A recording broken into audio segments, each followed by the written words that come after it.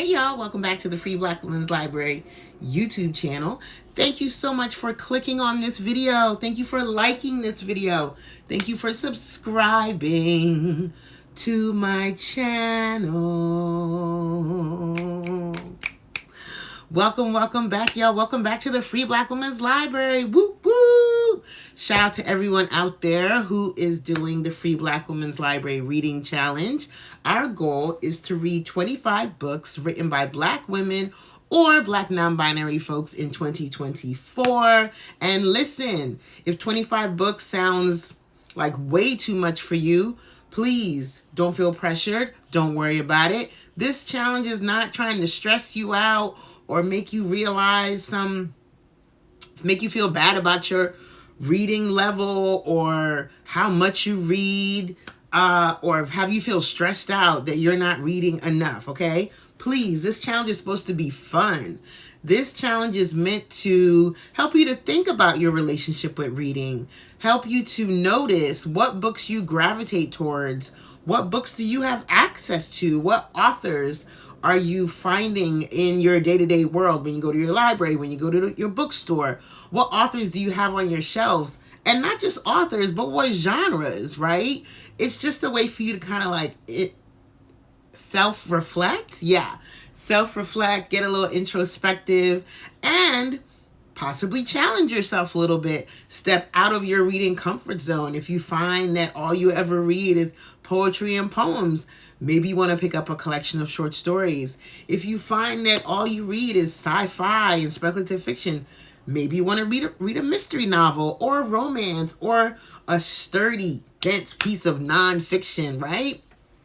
It's all good. It's all good. So please don't feel pressured. This is meant to be fun. Now, it is Black History Month. Happy Black History Month. Happy February. Happy my birthday month. February 8th is my birthday. So if you feel like it, leave me a happy birthday comment in the comments.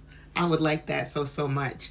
But I'm going to talk to y'all about the books that I have been reading for the Free Black Women's Library Challenge. I made a commitment to do a video every time I finish a book, so that's what we're doing here.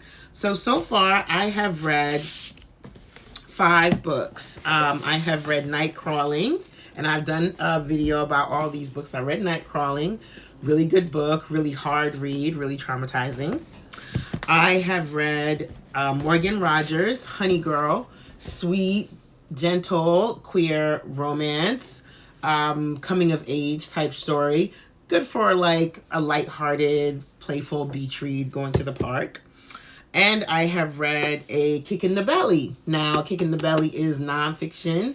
It's history, and it's also an incredibly hard read, but it's a good read. It's probably my favorite read of the year so far. I highly recommend it. If I was a history professor at a college, this would be one of the books on my reading list from my classroom.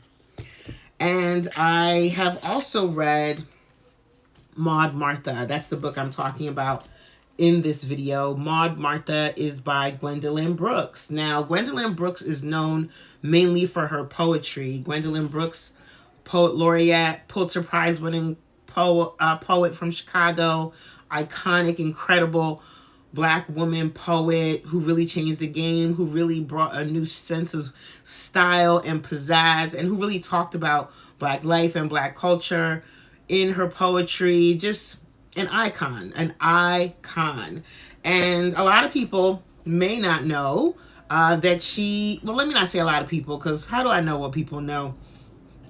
She has one novel. It's called MAUD Martha. So this book, although it is not poetry, it kind of feels like poetry because it's a collection of very poetic vignettes. Now, I really enjoyed this read. I was very excited when this book came my way via a Free Black Women's Library donation, because I had been looking for it. I've been looking for it for a long time. Never really found it. Never really saw it anywhere. It was like one of these elusive literary things that just seemed like you knew it existed, but you never really saw it. So when it showed up, I was like, yes! And I'm so glad that I read it. I'm so glad that I read it. One of the prompts for the Free Black Women's Library Reading Challenge, one of the prompts is a book that has a character that reminds you of yourself. It's hard for me to suggest titles for that because that's a subjective choice, right? It could be a book about a character who's queer, a book about a character who has mental health struggles, a book about a character who's a single mom, a book with about a character who loves to travel, right? Only you know you best. So it's about just kind of discovering and researching and seeing what's out there. This is my book for that prompt. This is my book for that prompt. Maud Martha is a Black woman growing up in 1920s Chicago, and we experience her life from around age 7 all the way into her tween years, her teenage years, into adulthood, into marriage, into becoming a mom. And I relate to Maud Martha so much. If you listen to the audio book, Maud Martha, there's a foreword that is by Margot Jefferson, another incredible writer whose work I highly recommend looking into. But Margot Jefferson talks about the Maud Martha character and says she wants to be cherished. She wants to be adored. She wants to feel divine. She wants to feel special. Yes, indeed, honey. That is me. That is me. That is me to my core. I am a hopeless romantic who likes soft, delicate things. I want to be handled with care. And that's how I want to handle the people in my life as well. And that's something that I actively work on. So I wrote some notes. I didn't write notes for the other books, and I kind of regret not doing that, but this is one of those things where you learn as you go. So this book came out in 1953, right?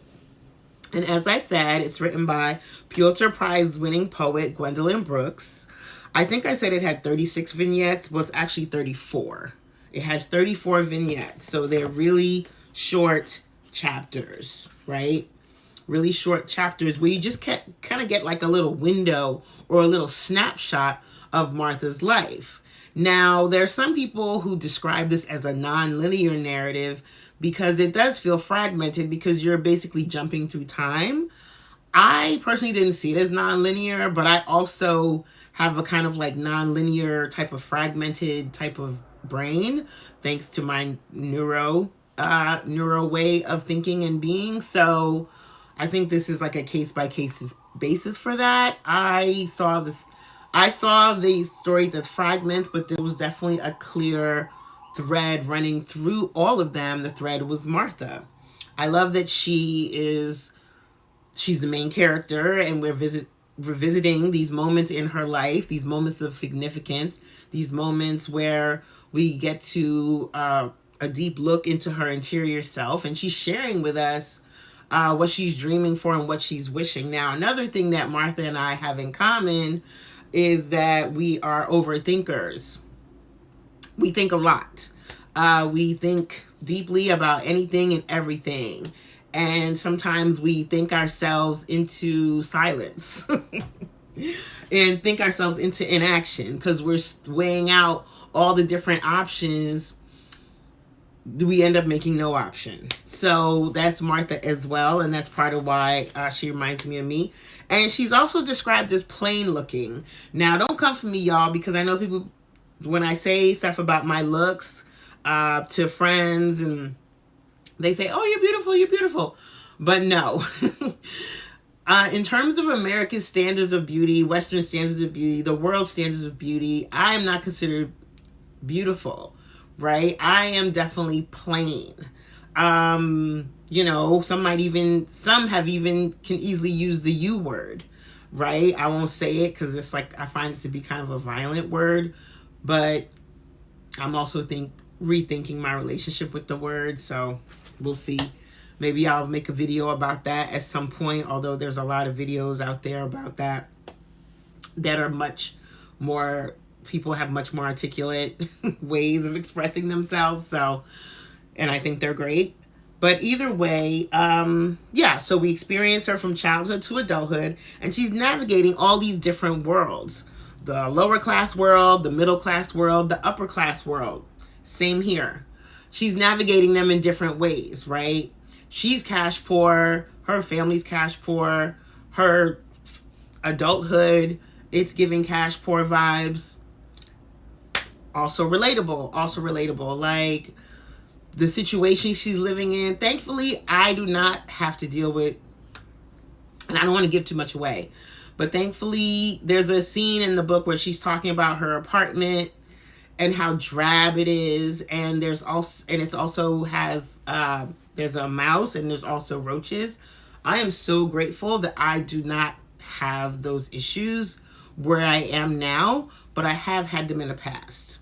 Y'all, the apartment I had before I got this one had such a severe mouse issue. There were never any roaches, which is so interesting to me, but it had such a severe mouse issue that I could barely sleep because I have a huge fear. If there's such a thing as mousophobia, I have it. Like, I do not like anything that even looks or feels like a rodent, whether it be a rabbit, a weasel, a hermit, a squirrel, a chipmunk, a ferret.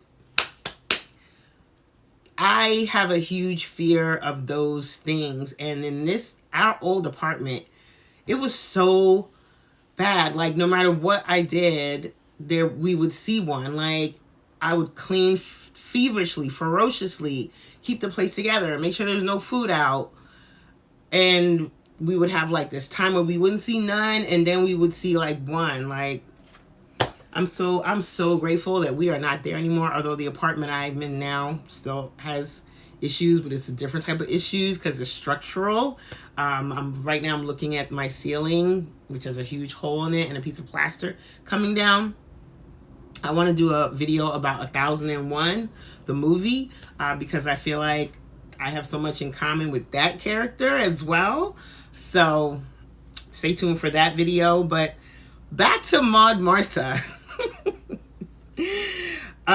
Yes, Maud Martha loves flowers because they are seen as both ordinary and beautiful. She describes herself as plain looking, which I've also found relatable. She is also the unfavorite child. What do I mean by that?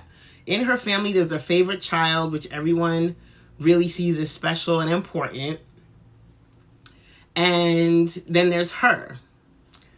That is also me. I have never been the favorite child of my parents. Never. I have been the least favorite ones, to the point where I had a sister who passed away when I was around 9. And when she passed away, one of the things my father said to me during our moment of all of us grieving is, God took the wrong child. It should have been you.